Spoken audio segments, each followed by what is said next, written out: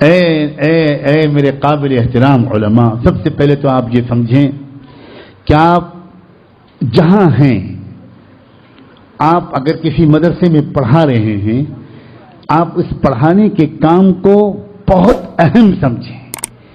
آپ اپنے شاگردوں کے دلوں میں ایمان کی حفاظت کا درد اتار دیجئے، ان کے دلوں کے اندر ان کو قربانی کے ساتھ دین کی خدمت کے لیے زندگیاں اپنی کھپا دینے پر آمادہ کیجئے۔ آپ اگر کسی مکتب میں پڑھا رہے ہیں، آپ اگر کسی مسجد کے مکتب میں پڑھا رہے ہیں، آپ اگر کسی گاؤں کے دیہات کے چھپر میں چلنے والے مکتب کو سمجھ رہے ہیں، پڑھا رہے ہیں، تو میرے محترم علماء آپ یہ مت سمجھیے گا کہ آپ معمولی کام کر رہے ہیں، آپ مہاد جنگ پر ہیں، اور آپ انشاءاللہ چند بچوں کو مرتد ہونے سے اور ان کی نسلوں کو ارتداد سے بچا رہے ہیں۔ معمولی کام نہیں ہے۔ افسوس، ہمارے بہت سے حفاظ قرآن، ہمارے بہت سے علماء، ان کا دل ٹوٹا رہتا ہے، وہ سوچتے ہیں کہ ہم کیا کر پائے، مکتب میں پڑھا رہے ہیں، ان کو کسی کو بتاتے ہوئے شرم آتی ہے کہ مکتب میں پڑھا رہے ہیں، ان کا دل ٹوٹا رہتا ہے، ان کو احساس رہتا ہے کہ زمانہ ہماری قدر نہیں کر رہا، ان کو اپنی غربت کا خیال رہتا ہے۔ میں جانتا ہوں ان میں سے اکثر کو اپنے مہینے کے آخر میں گھر کے خرچے چلانے مشکل ہوتے ہیں۔ ان کی بیویاں جب کہیں خاندان میں شادیاں ہوتی ہیں اور شوہر کہتا ہے کہ تم تیاری نہیں کر رہی وہاں جانے کے لیے، بیوی کہتی ہے نہیں میں تو کوئی بہانہ کر دوں گی، میں تو نہیں جاؤں گی۔ تو کیوں نہیں جاؤ گی؟ اتنا قریبی رشتہ ہے۔ تو وہ کہتی ہے نہیں چھوڑیے، ہٹائیے۔ نہیں کیا بات ہے، اب میں آپ کو کیا بتاؤں، وہ تو ذرا مالدار لوگ ہیں، ان کے ہاں تو بڑے اچھے اچھے تحفے لے کے لوگ آئیں گے، اب میں کہاں سے اچھی ساڑی اور چوڑیاں اور بندے لے کر جا سکوں گی، میں کوئی بہانہ بنا دوں گی۔ آپ فکر نہ کیجیے۔ شوہر کی آنکھ میں آنسو آتے ہیں اور وہ چپ چاپ کہیں سے قرض لے کر آتا ہے اور بیوی سے کہتا ہے کہ نہیں تم جاؤ، میں انشاءاللہ قرض ادا کر دوں گا۔ کسی کو کیا معلوم کہ ہمارے لاکھوں اساتذہ اس غربت کی زندگی گزار رہے ہیں، لوگوں کو نہیں خبر۔ اے لوگوں، ان علماء کو حقیر مت سمجھو، اے لوگوں ان مکاتب المدارس کے اساتذہ کو حقیر مت سمجھو، یہ نہ ہوتے تو اس ملک میں کلمہ پڑھنے والے نہ ملتے۔ اور اے اساتذہ حقیر مت سمجھنا، تم اللہ کے رسول کے سپاہی ہو، تم اللہ سے کہو کہ اللہ زمانہ ہماری عزت نہیں کرتا، نہ کرے، آپ تو کم سے کم اپنی نظروں سے مت گرائیے۔ اگر کہیں آپ کی نظروں سے ہم گر گئے گناہوں کی وجہ سے تو اللہ پھر ہم مارے گئے، نہ زمانے نے عزت کی نہ آپ نے عزت سے دیکھا، پھر ہم مصیبت میں ہیں۔ لیکن اللہ اگر یہ بات صحیح ہے کہ ہم محمد الرسول اللہ کے سپاہی ہیں تو ہم کو اس غربت پر ناز ہے، ہم راضی ہیں اس غربت پر، اللہ ہمیں کوئی شکوہ نہیں ہے۔ ہمارے اکابر نے ہمارے مدرسوں میں جب مدرسے قائم ہوئے، جب شروع میں دارالعلوم دیوبند قائم ہوا تو لوگوں نے اس وقت مشورہ دیا تھا، اس وقت بھی لوگوں نے مشورہ دیا تھا کہ آپ اس میں یہ بھی پڑھوائیے اور یہ بھی پڑھوائیے اور یہ بھی پڑھوائیے۔ کیا عظیم بزرگ تھے، کیا فراست تھی ان کے پاس۔ دارالعلوم دیوبند کے ایک اعلیٰ ذمہ دار حیدرآباد کے سفر پر گئے۔ اس وقت حیدرآباد میں سلطنت آصفیہ کا دور تھا، نظام حیدرآباد کے بادشاہ ہوا کرتے تھے، راجہ مہاراجہ جو کہیں آپ، وہ ہوا کرتے تھے، مضبوط حکومت تھی۔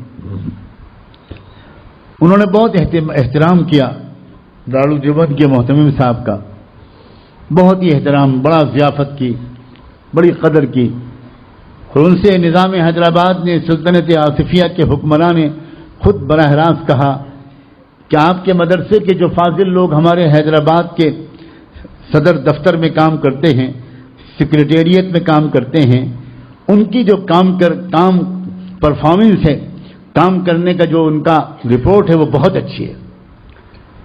جتنی اچھی فائلیں وہ لوگ مینٹین کرتے ہیں اور دفتر کا کام جتنی خوبصورتی سے چلاتے ہیں اتنا اور کوئی اسٹاف نہیں چلاتا۔ بس ایک کمزوری ان کی ہے جس کی وجہ سے ہم ان کو ایک گریڈ میں نہیں لا پاتے اور زیادہ تنخواہیں نہیں دے پاتے، وہ یہ ہے کہ وہ انگریزی نہیں جانتے۔ تو آپ اگر اپنے طلبہ کو بھیجیں یا وہیں پر آپ انگریزی پڑھوائیں تو انگریزی کی تدریس پر، تعلیم پر جو پیسہ خرچ ہوگا وہ ہم دینے کو تیار ہیں۔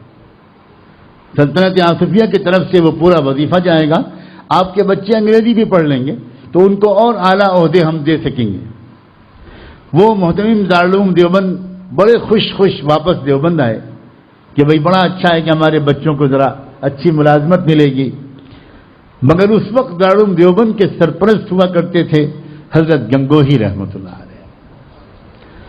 جب میرے ہونٹوں پر یہ نام آتے ہیں میری روح وجد کرنے لگتی، سچ کہتا ہوں بلا مبالغہ، سچ کہتا ہوں بلا مبالغہ۔ حضرت مولانا یوسف صاحب بن نوری رحمۃ اللہ علیہ فرمایا کرتے تھے حضرت گنگوہی کے بارے میں کہ یہ وقت کے ابو حنیفہ تھے۔ واقعی فقہ و حدیث کا ایسا امام صدیوں میں پیدا ہوتا ہے۔ وہ اس وقت سرپرست سے کوئی فیصلہ ان کے پوچھے بغیر نہیں ہو سکتا تھا، تو محترم دارالعلوم حضرت گنگوہی کی خدمت میں حاضر ہوئے اور سلطنت آصفیہ کے حکمراں نظام حیدرآباد کا پیغام پہنچایا۔ تو حضرت گنگوہی تھوڑی دیر خاموش رہے، جواب میں کہا کہ حافظ احمد، ہم یہ تو سمجھتے تھے کہ تم زیادہ سمجھدار آدمی نہیں ہو، لیکن یہ نہیں سمجھتے تھے کہ تم اتنے کم سمجھ ہو۔ فرمایا جب کوئی انگریزی پڑھ لے گا تو وہ تو پھر سرکاری دفتروں میں کام کرے گا، یہی تو ہوگا نا۔ پھر ہمارے اس ملک میں آنے والے کروڑوں بچوں کو مرتد ہونے سے کون بچائے گا؟ اگر یہ لوگ ڈگری لے لیں گے تو کیا دیہات کے مکتب میں بیٹھ کر الف سے اللہ اور بے سے بلہ پڑھائیں گے؟ پھر یہ قرآن اور یہ سن القرآن اور نورانی قاعدہ پڑھائیں گے؟ اللہ پچھلے 100-200 سال میں آپ کے جس بندے نے کہیں پر بھی قرآن پڑھایا ہو، اللہ اس کو مغفرت کا فرما کر جنت کا اعلیٰ مقام عطا فرما۔ یہی لوگ ہیں۔ بالکل بلا شبہ ہم بالکل اس کے مخالف نہیں ہیں کہ ان جدید علوم کو پڑھا جائے، لیکن مسئلہ کیا ہے کہ ان سارے علوم کو پڑھنے کے بعد لوگ مدرسوں میں بیٹھ کر کم تنخواہوں میں دین کی خدمت کرنے کے لیے تیار نہیں ہوتے۔ پھر اسی لیے حضرت گنگوہی نے فرمایا کہ دیکھو ہم جان بوجھ کر ان چیزوں کو مدرسے کے نصاب میں شامل نہیں کرتے، ہم صرف یہی چیزیں پڑھاتے ہیں تاکہ ہمارا کوئی فارغ اگر اخلاص کے ساتھ قربانی کے جذبے سے دینی علم کی خدمت کرنے کی ہمت نہ بھی کر سکے تو وہ کچھ اور کرنے کے لائق ہی نہ بنے، تاکہ وہ اپنی دال روٹی ہی کے لیے مدرسے میں پڑھائے، اس کی نیت کا حساب وہ دے گا، کم سے کم گاؤں کے 100 بچے قرآن تو پڑھ لیں گے۔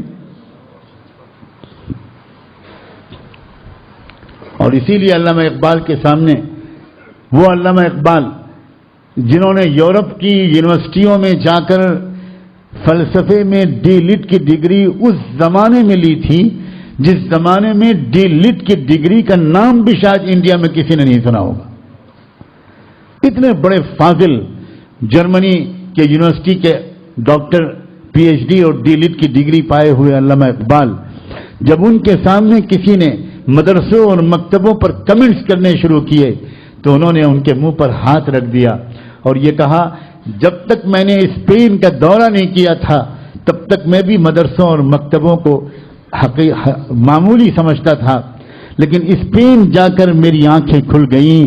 اگر ہمارے ملک میں یہ مکتب اور مدرسے نہ ہوئے تو اسلام کا نام و نشان یہاں سے مٹ جائے گا، اور تاج محل اور جامع مسجد کے سوا یہاں کبھی اسلام تھا اس کی کوئی اور نشانی بھی تم اس ملک میں نہیں پاؤ گے۔ تو علماء کمر کس لو اور محنت سے پڑھاؤ، اگر 50 کو پڑھاتے تھے تو 100 کو پڑھاؤ، اور یہ نیت کر کے پڑھاؤ۔ روزانہ جب جاؤ مدرسے میں پڑھانے کے لیے تو اللہ کرے کہ روزانہ یہ نیت مستحضر ہو کہ اللہ میں آپ کا معمولی سے بندہ ہوں، اس چھوٹے سے مکتب میں پڑھا رہا ہوں، میرے اس مکتب میں پڑھانے کو اللہ جیسا کہ میرے بڑے کہتے ہیں اس طرح قبول فرما کہ اس ملک میں اسلام کی حفاظت کرنے والے سپاہیوں میں کہیں میرا بھی نام آ جائے۔ بہت بڑا کام ہے جو علماء کر رہے ہیں، اور آگے بڑھیے۔ آپ مساجد کے ائمہ ہیں، آپ خطباء ہیں، تو آپ مساجد میں جو تقریریں کیجئے، جو بیان کیجئے، وہ امت کو جوڑنے والی کیجئے، امت کو لڑانے، امت کو توڑنے والا کوئی جملہ نہیں بولنا چاہیے۔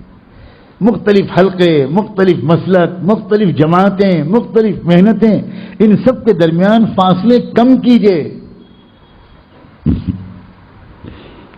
ایسی باتیں امت کے سامنے رکھیے جس سے ہر سننے والے کے دل میں دوسروں کی محبت بڑھے، دوسروں کا احترام بڑھے. علماء کی بہت بھاری ذمہ داری ہے، بہت بھاری ذمہ داری ہے. امت کی مختلف صلاحیتوں کو جوڑنا، نظر رکھنا کون آدمی کیا کام کر سکتا ہے. جو مضمون لکھ سکتا ہے، انگلش میں آرٹیکل لکھ سکتا ہے، انگریزی اخبارات میں بھیج سکتا ہے، لیٹرز ٹو دا ایڈیٹرز کے جواب دے سکتا ہے، اس کا فرض ہے کہ وہ یہ کام کرے، وہ یہ محاذ سنبھالے. مسلسل خاص طور پر انگریزی کے اخبارات میں اور دوسرے اور اخبارات میں ایسی چیزیں آتی ہیں جس سے لوگ اس پیارے دین کے بارے میں بدگمان ہوتے ہیں. تو جس کا جو محاذ ہو، جو کر سکے کرے. اب غافل رہنے کا وقت نہیں ہے اللہ کے بندو، غافل رہنے کا وقت نہیں ہے. سنگین حالات ہیں. میں نے پھر کہا کہ میں تفصیل سے ان حالات اور خطرات کا ذکر کرنا مناسب نہیں سمجھتا. اللہ تبارک و تعالی ہمیں بس ایک ایسی ہمت اور طاقت دے دے، قربانی کا جذبہ دے دے. آپ تاجر ہیں.